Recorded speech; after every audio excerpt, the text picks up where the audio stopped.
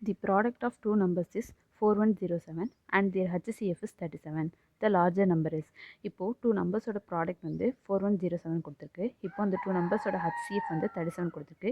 இப்போது larger number என்னன்னு சொல்லிட்டு கண்டுபிடிக்கணும். இப்போ தான் கண்டுபிடிக்க போகிறோம். இப்போது டூ நம்பர்ஸை 37A 37Bன்னு எடுத்துக்க போகிறோம். அதான் எழுதியிருக்கோம். Let the two numbers be 37A and 37Bன்ட்டு.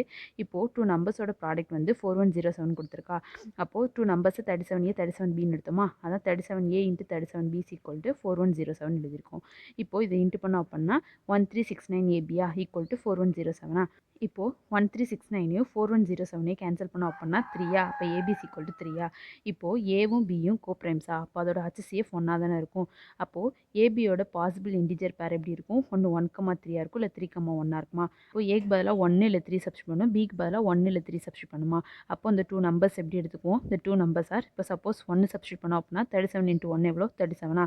அதே மாதிரி 3 சப்ஸ்டியூட் பண்ணோம் அப்படின்னா 37 இன்ட்டு 3 எவ்வளோ 111. அப்போ இந்த லார்ஜர் நம்பர் வந்து 111.